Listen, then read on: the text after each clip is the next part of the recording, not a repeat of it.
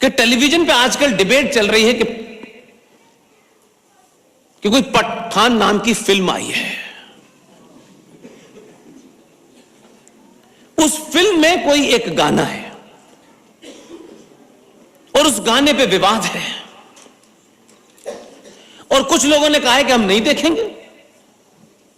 Film बनाना आपका काम है, देखना ना काम ना मेरा अधिकार है, मैं नहीं देखना चाहता, प्रकरण क्या है।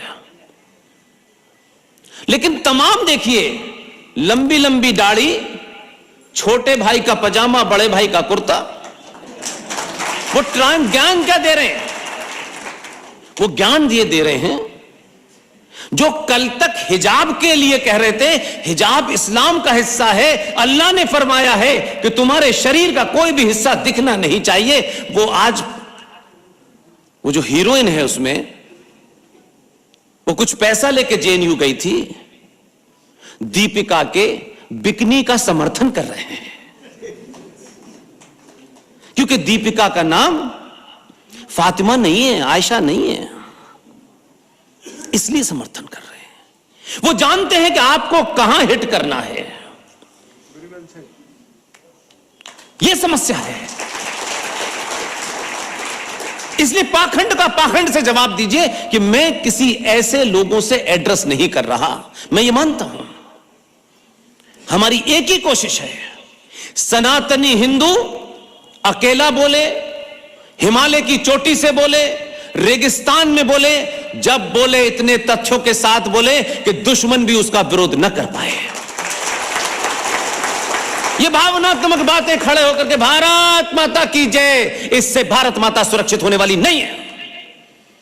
जो ये बोलते हैं उनसे सवाल पूछिएगा कि अगर भारत माता की जय करने से भारत माता सुरक्षित होती तो 1947 में 11 लाख सनातनी हिंदुओं की लाश पर यह देश नहीं बढ़ता, कश्मीर नहीं होता। वो ये बताने से भूल जाते हैं क्योंकि मक्कार हैं, दलाल हैं, बिकाऊ हैं। वो ये भूल जाते हैं बताने के लिए कि 2011 का सेंसस नहीं बताते। सेंसस सरकार का काम है, किसी पार्टी का, संगठन का काम नहीं है। इसलिए हम रेफरेंस आपको कोई इधर सुनी सुनाई बातें नहीं करेंगे। हमें नहीं पता कि हमारा 40,000 साल पुराना डीएनए है, हमें नहीं पता। ये जिसको पता लग गया हो वो जाके पैर पकड़ ले मस्जिद में, हम नहीं पकड़ने वाले। हमारा डीएनए हो ही नहीं सकता। 40,000 साल के लिए मैं कह रहा हूं करोड़ों साल पुराना भी नहीं हो सकता। ये तत्कालिक तौर पे शुद्ध राजनीतिक अपने एजेंडे के लिए, अपने संगठन की दुकान बचाने के लिए झूठी दुकान चलाओ। आज 22 साल का लड़का और 22 साल की बेटी 2022 के संचार क्रांति के युग में है, उठा के बाहर फेंक देगी। इसलिए कुछ भी बोल दो और भाग जाओ, ये नहीं हो सकता। इसीलिए यह मुहिम जब शुरू की थी तो एक ही उद्देश्य था, वो उत्तराखंड हो, वो कश्मीर हो, वो राजस्थान हो।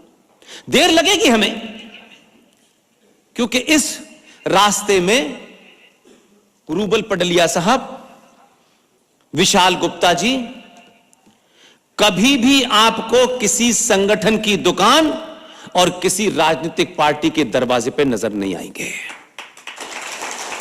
अगर पार्टियों में दम होगा, मैं इनसे बार बार कहता हूं, शक्ति तुम्हारे अंदर है, उसको एक बार एहसास तो करो। ये पार्टियां आपके घर पे आएंगी कि आप हमारे मंच पे बैठ जाइए तो कुछ वोट मिल जाएंगे। नहीं करना है जीवन भर, इस स्मरण के बाद यहां पहुंचे हैं।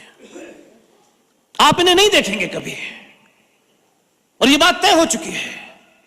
और मैं मानता हूं कि जिस तरीके का इनके मेरे प्रति, आरएसएन के प्रति आदर है, हम नहीं भी रहेंगे तब भी आपको यही मिलेंगे ये, क्योंकि ये सीट परमानेंट है। 5 साल की सीट आनी जानी है। इसलिए किसके पीछे भाग रहे हो? बनना है तो 2 कौड़ी का एमएलए और 4 कौड़ी का एमपी मत बनो। हम समाज सेवा के लिए एमपी बने हैं, मुझे तो कोई मिला नहीं आज तक, कोई नहीं मिला।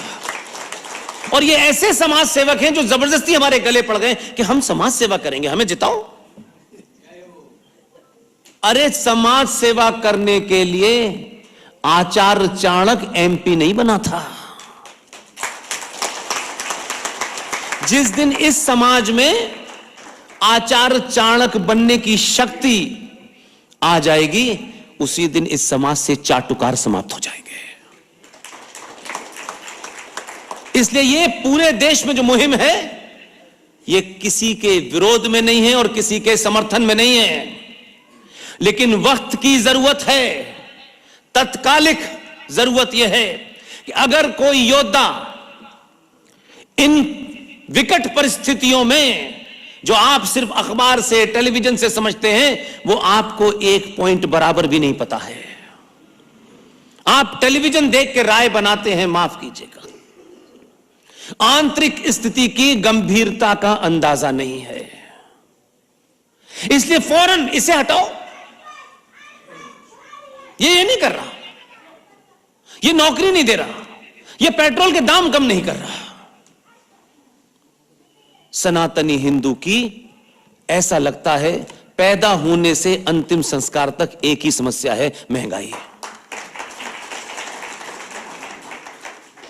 ये महंगाई पूरी दुनिया में आती है, पेट्रोल के दाम पूरी दुनिया में बढ़ते घटते रहते हैं, लेकिन उससे राष्ट्र नहीं कमजोर होता। हम इस महंगाई के चलते में राष्ट्र को दांव पे लगा देते हैं। मैं किसी की तारीफ नहीं करता, तारीफ करता हूं तो पूरे ठोक बजा के किसी मुद्दे पे करता हूं। इसलिए यह गलतफहमी नहीं होनी चाहिए। वो अगर तथाकथित तौर पे लोग ये मानते हैं कि वो अपने भी हैं, अगर जुर्म उन्होंने भी किया है तो चौराहे पे नंगा उनको भी करूंगा, क्योंकि मुझे नहीं तुम्हारे पास आना, मुझे तुम्हारे मुख्यमंत्री काल में उत्तराखंड में जमीन नहीं लेनी है। इसलिए आप राजनीतिक दबाव में सनातनी को तो मूर्ख बना सकते हो कि चुनाव जीतने के लिए आपने कहा कि हमने 50 से 60 मंदिरों का अधिग्रहण कर लिया था आपने, क्योंकि आपको भी बेहोशी की दवा लग गई थी। ये क्या पागल लोग हैं, ये कल हमारे पास ही आएंगे क्योंकि हम ही एक राष्ट्रवादी हैं और हमसे ज्यादा तो कोई है ही नहीं। ये बीमारी थी, लेकिन मैं इस बात से खुश हूं, उस घटना की मेरे पास पूरी खबर है। आपने पहली बार उनको औकात दिखाई कि अगर तुम्हें यह गलतफहमी हो गई है कि तुम हमारे हजारों लाखों साल पुराने शक्ति के केंद्रों को दलालों और जिहादियों का वोट लेने के लिए उनका अधिग्रहण करोगे, तो आपने जब मुख्यमंत्री को किसी एक गांव में कुछ गणमान्य लोगों ने जब वो वहां पहुंचा तो कुर्सी उठाई और 4 जूते मारे, और जूते मारने के बाद कहा वोट लेने आए हो, वोट नहीं देंगे और तुम्हारे हाराने का तुम्हें इंतजाम करेंगे। यह घटना इसलिए बार बार बताता हूं कि देश को समझ में आना चाहिए कि अगर 5 लोगों ने यह घटना को अंजाम दिया तो उत्तराखंड के हर सनातनी को देना चाहिए। उसका दबाव क्या हुआ? रिपोर्ट दिल्ली गई, आपके दबाव ने चुनाव से पहले उनको इस बात के लिए मजबूर कर दिया कि उन्होंने कहा कि जो हमने आदेश दे दिया था वो हमने वापस ले लिया है। लेकिन यहां से आपका काम है, जो आप जैसे लोगों का और रूबल पटलिया जैसे लोगों का और जो युवा हैं, जो पढ़े लिखे हैं, जो इन चीजों को जानते हैं, यह काम आपका इसलिए है कि आपको अफीम की गोली बड़ी लंबी चटाई जाती है। चुनाव हो गया, वापस आ गए, क्या किसी ने पूछा कि वो जो 51 मंदिर हैं जिनकी आपने सार्वजनिक दी वापस ले लिए, क्या उनका अधिसूचना जारी हुई है? क्योंकि कह दिया आपने, मान लिया, आप तो सुनी सुनाई बात को मानते हैं। इसलिए अगर उत्तराखंड में ब्राह्मण, ठाकुर, कुमाऊं, गढ़वाली जो भी है, ये सवाल पूछिएगा, मुख्यमंत्री जी चुनाव के दबाव में आपने आदेश वापस ले लिया, लेकिन चुनाव के बाद आप वापस आ गए, उसकी अधिसूचना सार्वजनिक करें कि जो हमने आदेश वापस लिया है उसकी अधिसूचना जारी हो गई है। देखिए, मुख्यमंत्री, पार्टियां, संगठन आने जाने हैं, और मेरा नहीं, दुनिया के इतिहासकारों का कहना है, व्यक्ति की भी एक उम्र होती है, संगठनों की भी एक उम्र होती है। संगठनों के बारे में कहा है 100 साल आते आते संगठन अपनी विचारधारा से, अपने आइडिया से हटने लगता है और धीरे धीरे उसकी मृत्यु हो जाती है।